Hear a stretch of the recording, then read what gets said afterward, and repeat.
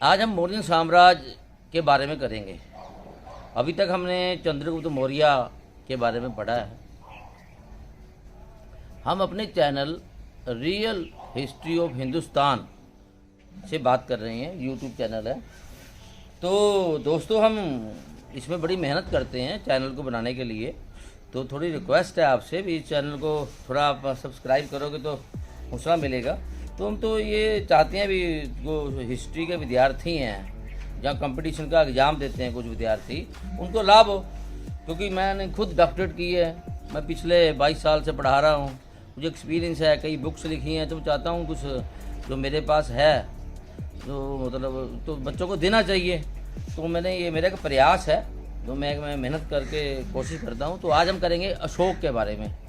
भारत में बड़े महान सम्राट हुए हैं, जो उसमें अपना सम्राट है अशोक, हम उसको महान कह सकते हैं। मौर्यन साम्राज्य में वैसे चंद्रगुप्त मौर्य भी महान थे, लेकिन उसके बाद उसके पोते थे, तो ग्रैंड सन थे, इन्होंने भी बड़ी मेहनत की। इन्होंने 40 वर्ष भारत पर शासन किया है। 269 में इन्होंने राज किया। 40 वर्ष शासन करना ही अपने आप में एक महानता है। अशोक के जीवन के हमें बहुत सारे सोर्स मिलते हैं, शिलालेख मिलते हैं, स्तंभ लेख मिलते हैं, महल मिलते हैं, आर्काइवल मटेरियल है बड़ा। स्तंभ लेख है, उसमें लिखा हुआ है, ब्राह्मी लिपि में लिखा है, खरोष्टी लिपि में लिखा हुआ है। इन स्तंभ लेखों में अशोक के जीवन की कई घटनाओं का वर्णन है। उस समय बौद्ध धर्म चल रहा था, जैन धर्म चल रहा था, तो ज़्यादातर बौद्ध धर्म के ग्रंथों में भी अशोक की बड़ी जानकारी मिलती है। पुराण में भी हमें जानकारी मिलती है।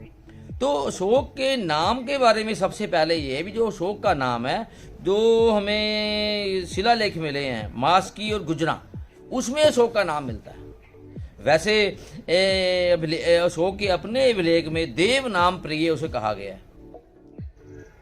पुराण में उसे अशोक वर्धन कहा गया है, लेकिन हमें लगता है भी उसका नाम जो था, उसका नाम अशोक ही था। लेकिन जो देव नाम प्रिय है, उसकी उपाधि होगी, उसकी कोई ना कोई उपाधि मिली होगी, तो उसे देव नाम प्रिय कहा जाता था। अशोक का जन्म 294 में हुआ। इनके पिता बिंदुसार थे, ये चंद्रगुप्त मौर्य के लड़के थे। सुभाद्रगी इनकी माता का नाम थी। ये चंपारण के एक ब्राह्मण कन्या थी। तो ये बड़ी सुंदर थी। ये माना जाता है भी ये 101 भाई थे। इसके पिता ने 16 विवाह किए थे। तो बाकी रानियां तो सब राजे के घर से थी, लेकिन ये एक ब्राह्मण की कन्या थी। तो ये थोड़ा अलग जीवन का इसका स्टाइल रहा है। अब इसमें कहा जाता है भी बुद्ध धर्म में ना खास तौर पर वर्णन किया गया है भी, जो इसके पिता की मृत्यु हुई 273 में, तो ये 269 में राजा बना। 4 साल तक इसका युद्ध हुआ अपने भाइयों के साथ। इसने 99 भाइयों को वध कर दिया। उसमें बड़ा भाई सुसीम भी था, लेकिन एक भाई को छोड़ा, 30 को। लेकिन ऐसा नहीं है, हमें अशोक के अपने शिलालेखों में कहीं और, सिर्फ बौद्ध ग्रंथों के अलावा और किसी ग्रंथ में नहीं मिलता। हमें कोई ऐसा वर्णन नहीं मिलता। उल्टा उसके अपने अशोक के अपने शिलालेखों में मिलता है। अपने भाई बहनों से वो मिलता रहा, ठीक है। उसकी वार सक्सेशन हुई होगी, होती थी राजाओं में, लेकिन उसमें इतने ज़्यादा भाइयों का वध नहीं किया होगा। अशोक का जो था, जो हमारा संस्कृति है, जो हमारा भारत में संस्कार है, उसमें इतना अलाउ नहीं करता। यहाँ पर ऐसा नहीं होता। मतलब ये ठीक है, उसमें युद्ध हुआ होगा, लेकिन वो बाद में वो राजा बन गया और उसने राज किया। लेकिन उसके भाइयों के साथ, बहनों के साथ अच्छे संबंध थे, वो शिलालेखों में वर्णन है। अशोक राजा बनने से पहले पश्चिमी प्रांत का, बाद में उत्तरी पश्चिमी प्रांत गवर्नर रहा। क्योंकि उत्तरी पश्चिम प्रांत में एक बार बगावत हो गई थी, इसको दबाने के लिए इसको भेजा गया। इसकी मतलब उसका पिता उसकी योग्यता, उसके लोहे को मानता था।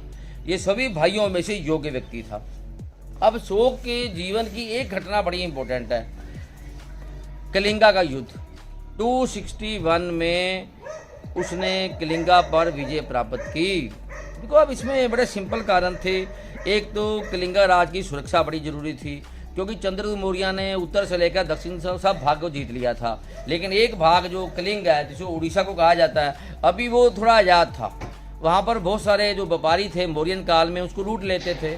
समुद्री रास्ते से आते थे, वापस चले जाते थे, उस पर वो कार्रवाई कर नहीं सकता। इसे सुरक्षा के लिए जरूरी था उस राज्य को भी अपने राज्य में मिलाया जाए, क्योंकि वो व्यापार के लिए सुरक्षित नहीं था। अब सुरक्षा, व्यापार और विस्तार के लिए अब ये राज्य को उसने वितने की, कि उसकी अभिलाषा भी थी एक योग्य ग्रैंड फादर की तरह, वो योग्य एक आदर्श राजा बनना चाहता था, अपने राज्य का विस्तार करना चाहता था। उसके पास कलिंगा का एक राज्य था, उसको जीतना चाहता था। तो उसने अपनी सुरक्षा और व्यापार और विस्तार के लिए कलिंगा को 61 में उस पर आक्रमण कर दिया। छोटा सा राज्य था, हाथी गुफा शिलालेख में मिलता है। अभी वहाँ पर 1 लाख लोग मारे गए, 1.5 लाख लोगों को बंदी बना लिया गया, उनको देश निकाला दे दिया गया। युद्ध के बाद का दृश्य का बड़ा भयानक दृश्य मिलता है हमें, बहुत ग्रंथों से पता लगता है भी। जब युद्ध के बाद वो देखने के लिए गए युद्ध को, तो उस समय वहाँ पर बड़ा भयानक दृश्य था। लोग जख्मी थे तरा रहे थे, कहीं को चोटें लगी हुई थी, खून की नदियाँ बह रही थी। तो शो को लगा भी ये जो युद्ध नीति है अच्छी नहीं है।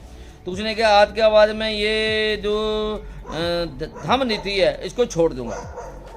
उसके बाद उसने जो दूसरी नीति है, वैरी नीति जो है, उसको छोड़कर धम्म नीति अपनाऊंगा। उसने कहा आज के बाद मैं भूमि के टुकड़े को जीतने की बजाय लोगों को जीतना ज़्यादा पसंद करूंगा। उसके बाद अशोक ने बुद्ध धर्म को अपना लिया। उसकी मुलाकात एक बौद्ध भिक्षु से हुई, उपगुप्त से। उसने बौद्ध धर्म उसे अपना लिया। उसने अहिंसा, प्रजाधिकारी, नैतिक जीवन, जो सारी बातें हैं उसे प्राप्त की। तो ये जो बातें हैं बुद्ध धर्म के लिए बड़ी इम्पोर्टेंट है। तो हम ये बात कर रहे हैं बुद्ध धर्म के बारे में। फिर जो बुद्ध धर्म है, बुद्ध धर्म को उसने विश्व धर्म बनाने के लिए बड़ा प्रयास किया। देखो, बुद्ध धर्म ने कलिंग प्रदेश विजय किया, एक अच्छा राजा था, राज्य में शांति व्यवस्था बनाई, व्यापार चलाया। लेकिन उसने तो बुद्ध धर्म है, एक भारत का धर्म का अहिंसा पर आधारित धर्म था, उसको भारत से निकालकर विश्व में ले गया। उसने निजी उदाहरण पेश किया, पहले खुद बुद्ध धर्म को अपनाया। अब उस समय ऐसा था, जब राजा बुद्ध धर्म बना लेते लोग भी अपना लेते थे। उसने निजी उदाहरण बनाया, उसने मांस खाना बंद कर दिया, शिकार खेलना बंद कर दिया, हिंसा का रास्ता अपनाया। उसने स्तूप बनाए, मठ बनाए, दिल खोलकर दान दिया, राज्य के खजाने खोल दिए, राज्य के जितने कर्मचारी थे बुद्ध धर्म के प्रचार के लिए लगा दिए। उसने बुद्ध धर्म के जितने पवित्र स्थान थे, जैसे लुम्बिनी है जहाँ महात्मा बुद्ध का जन्म हुआ, कपिल वस्तु जो उसकी कर्म भूमि है, बोध गया जहाँ महात्मा बुद्ध को ज्ञान मिला, सारनाथ जहाँ पहला उपदेश दिया था, कुशीनगर जहाँ उनकी निर्माण हुआ था, ये सब जगह पर उन्होंने यात्राएं की। तो बुद्ध धर्म के बाद अब कोई महात्मा बुद्ध ने अपना कोई शिक्षाचार्य अपॉइंट नहीं किया था, तो उसका संरक्षक बन गया, बुद्ध धर्म का संरक्षक बन गया, बुद्ध धर्म को संभाला। तीसरी बौद्ध सभा करवाई 251 BC में पाटलिपुत्र में, मोगलीपुत्र तीस उसका जो अध्यक्ष बनाया गया। तो ये 9 मास तक ये बैठ के चली और 1000 बौद्ध भिक्षु उसमें शामिल हुए। उसमें कई काम किए गए, कई ग्रंथ तैयार किए गए और जो बुद्ध धर्म है उसका विस्तार किया गया। अब वो भारत से निकालकर देश विदेश में ये धर्म को फैलाया गया।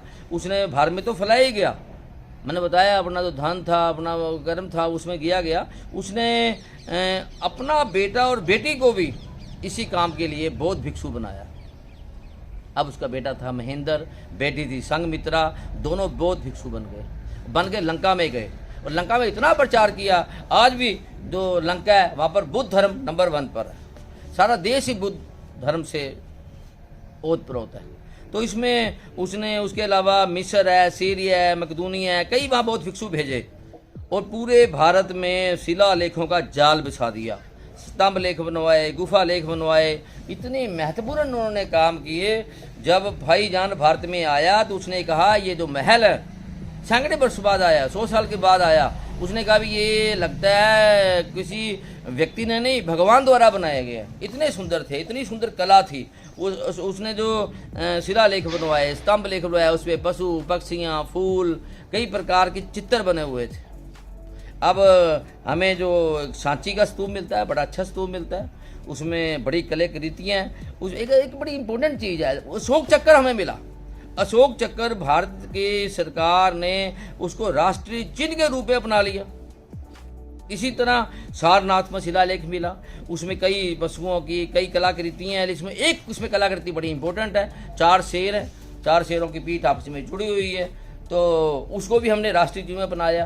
तो अशोक का जो ये जीवन था, अशोक ने जो विजय प्राप्त की, जो प्रजाहितकारी काम किए, धर्म को बढ़ाया, बुद्ध धर्म को आगे लेकर गए, प्रजा को अपनी संतान की तरह माना, तो ये देश हितकारी काम जो उन्होंने किए वो अशोक को अपने आप में महान बनाते हैं। तो ये आज का हम विषय था, अशोक का प्रशासन, अशोक का जो बुद्ध धर्म के लिए प्रसार, अपने राज्य का विस्तार, लोगों के हित के लिए काम, ये सारे मिलकर अशोक को भारत का एक महान राजा बनाते हैं।